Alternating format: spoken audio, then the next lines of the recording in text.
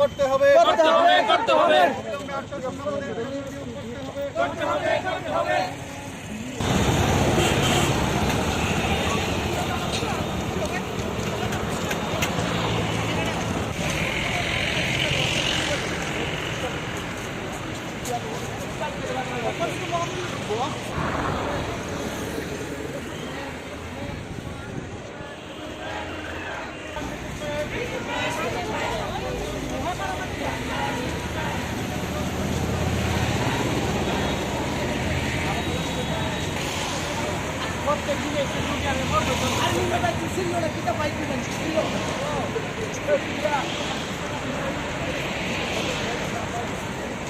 অবিলম্বে 800 শূন্যপদে এমপিডব্লিউ নিয়োগ করতে হবে।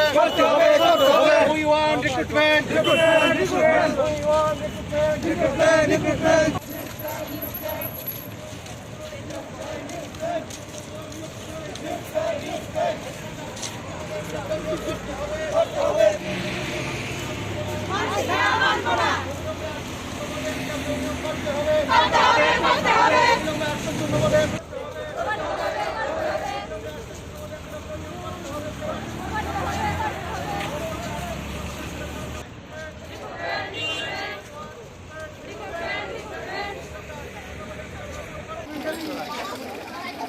এখন যারা আছে সবার সামনে দাও।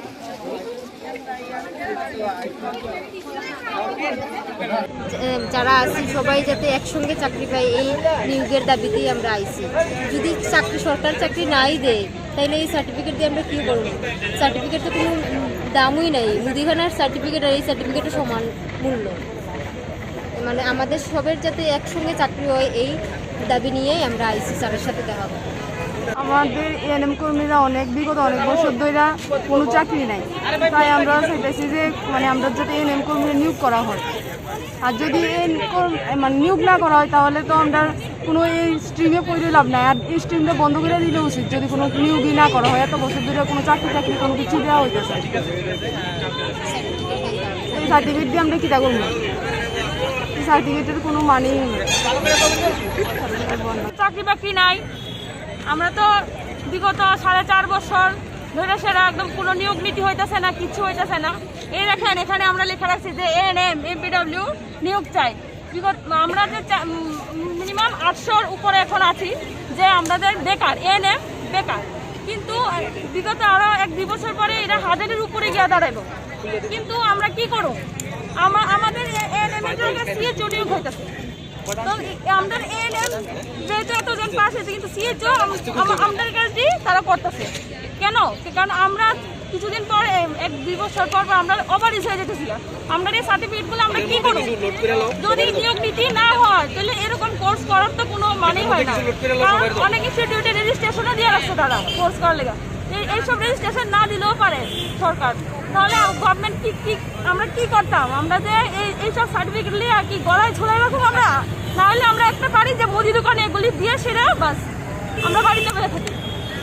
কি করবো? আমরা কোনো নিয়োগ নীতি নাই। আমরা তার লিগে আমরা এখানে আন্দোলন করতে আসছি যাতে আমরা নিয়োগ নীতি হয়।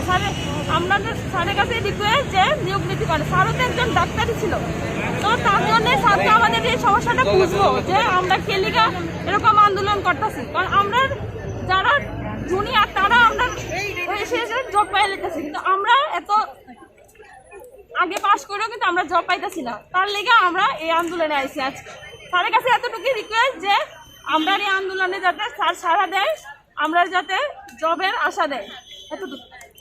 বিগত 4.5 বছর ধরে কোনো এমপিডব্লিউ নিয়োগ করা হইতেছে না। এতদিন ধরে যে এত কোর্স কমপ্লিট করা হইতেছে, সব কিছু আমরা যে এত কোর্স কমপ্লিট করছি, এত টাকা দিয়ে পড়াশোনা করছি, এত সময় দিচ্ছি, তাহলে ওই সময়টি কই যেতেছে?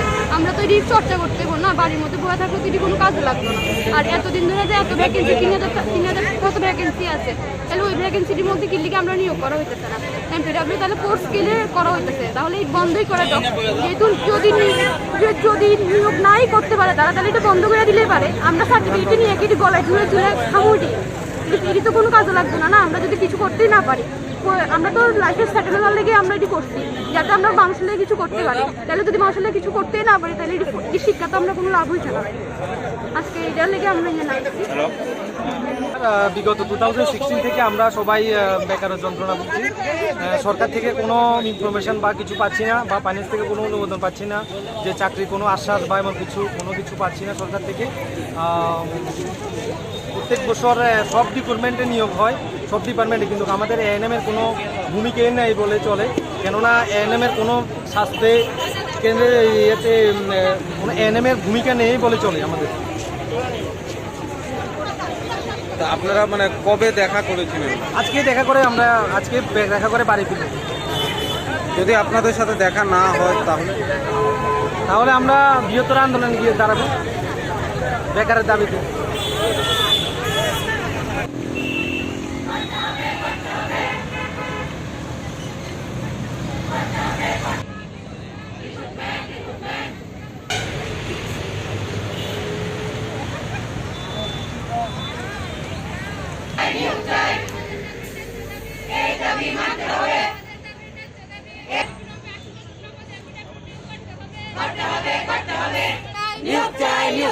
অবিলম্বে 800 শূন্য পদে এমপিডব্লিউ নিয়োগ করতে হবে। এই দাবি মানতে হবে। আমাদের দাবি ন্যায্য দাবি এই করতে হবে। উই ওয়ান্ট রিক্রুটমেন্ট করতে হবে মানতে হবে। We want recruitment we want recruitment আমাদের দাবি ন্যায্য দাবি এই দাবি মানতে হবে। উই ওয়ান্ট রিক্রুটমেন্ট করতে হবে। এএনএম নিয়োগ চাই করতে হবে। মানতে হবে।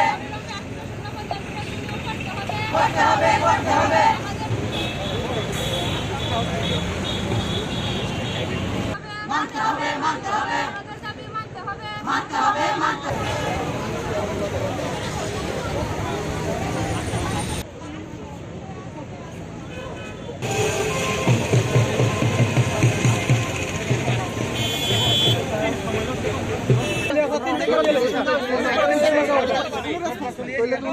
তোমরা দিলে মানে এটা ইলিগেল ভাবে করতেছো। না ইলিগেল ভাবে করতে গেলে পারমিশন লাগে। আমরা মহাকরণ হয়ে গেছি, ঠিক আছে? আগে আমরা কপি সব কিছু রিসিভ কপি আছে, ঠিক আছে? কপি তারপরে তারপরে বাসবুকনো গেছি, বাসবুকনো গিয়ে দিয়েছি।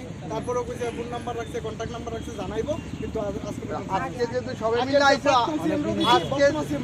আজকে যদি সবাই মিলে আইছে, এত হয়ে আইছে, তাদের সাথে দেখা করতে একটু যোগাযোগ করো না অফিসে। কোনো মাধ্যম আছে?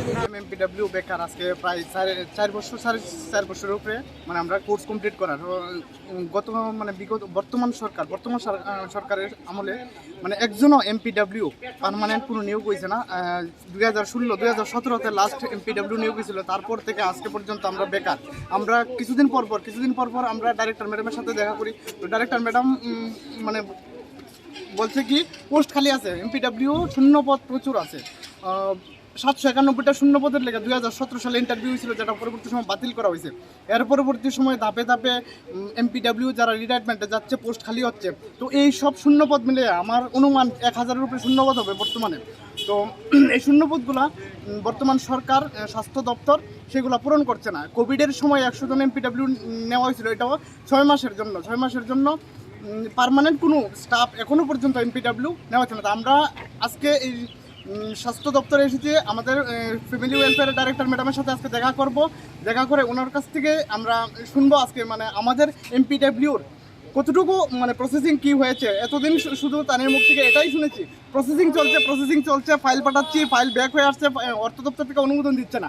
তো আজকে ম্যাডামের যদি কোনো আমি সদুত্তর না পাই, তো এখান থেকে ম্যাডাম আগেও বলেছিল যে তোমরা স্বাস্থ্যমন্ত্রীর সাথে দেখা করো। স্বাস্থ্যমন্ত্রীর সাথে তো বিগত দিনে আমাদের সিএম স্যার হেলথের দায়িত্বে ছিলেন, কিন্তু এই স্বাস্থ্য দপ্তরে আমরা মানে স্বাস্থ্যমন্ত্রীর সাথে আমরা দেখা করার কোনো সুযোগ পাইছি না। আমরা বারবার চিঠি দেওয়ার পরেও কোনো উত্তর পাইছি না, আমরা দেখা করার কোনো সুযোগ পাইছি না। তো আজকে আমরা সিদ্ধান্ত নিয়েছি, যদি আমরা আজকে ম্যাডামের কাছ থেকে কোনো সদুত্তর না পাই, এখান থেকে আমরা মহাকরণে যাবো।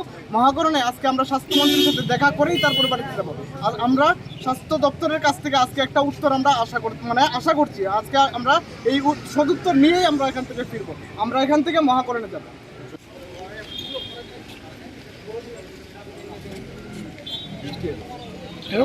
রাজ্যের প্রশিক্ষণপ্রাপ্ত এএনএম বেকার দীর্ঘ 4.5 বছর থেকে 5 বছর অতিক্রান্ত হতে যাচ্ছে। আমরা পাস আউট হয়ে বসে আছি, কোনো নিয়োগ নীতি নেই।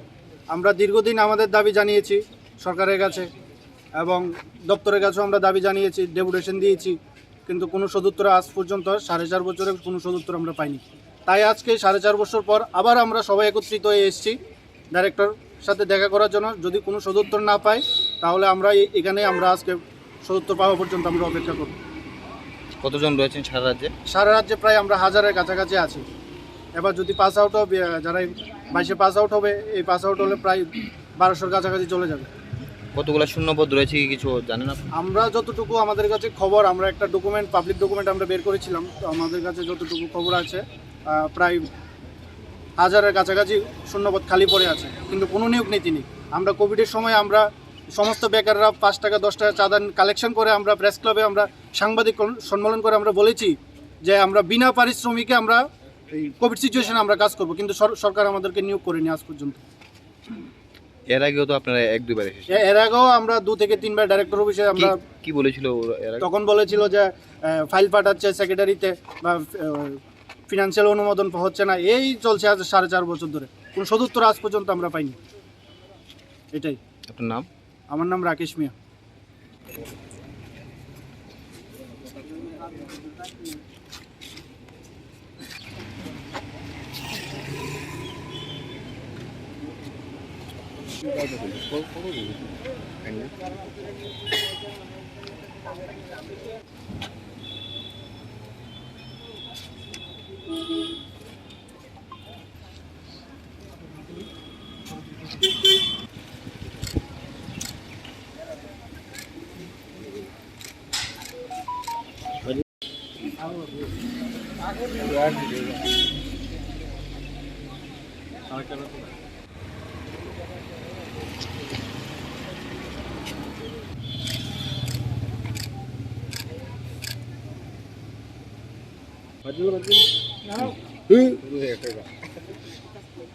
লেবু ওসব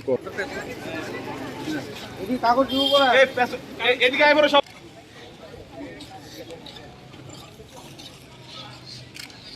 যে এখানে আমাদের টাইম ওদের কাছে কেউ নেই, তো এই জন্য ওরা এখান থেকে আমাদের চলে যাওয়ার জন্য বলেছে। আমরা বলেছি আমরা এখানে থাকবো, এই জন্য ওরা বলেছে ঠিক আছে তাহলে আপনাদেরকে অ্যারেস্ট করতে আমরা বাধ্য। বলেছি ঠিক আছে অ্যারেস্ট করতে হলে আমরা রিক্রুটমেন্ট চাই। সবাই দেখলেন, রাজ্যবাসী দেখুক, ত্রিপুরার ইতিহাসে এই প্রথম এমপিডব্লিউ চাকরির দাবি জানাতে আজকে অ্যারেস্ট। ত্রিপুরার ইতিহাসে এই প্রথম। আমার জন্মের পর থেকে আজকে প্রায় 30 বছরের কাছাকাছি, ইতিহাসে আমার জানা নেই। আমরা প্রশিক্ষণপ্রাপ্ত, আমরা অন্যান্য জেনারেল ডিগ্রিধারী বেকারদের মতো না, তারপরেও আমরা আজকে 4.5 বছর ধরে আমরা বেকার অবস্থায় আছি। আমরা দীর্ঘদিনের জ্বালা যন্ত্রণা নিয়ে আজকে আমরা দাবি জানাতে এসে আজকে প্রশাসন আমাদেরকে অ্যারেস্ট করেছে। ঠিক আছে, অ্যারেস্ট করুক, আমরা যাব। এটাই তো করে সরকার সব সময়, কিছু একটা দাবি করলে আমাদের নিয়ে যাওয়া হয়, কোনো কিছু নেই ওদের। আপনাদের দাবি কি মানা হয়েছে? না না, মানা হয়নি।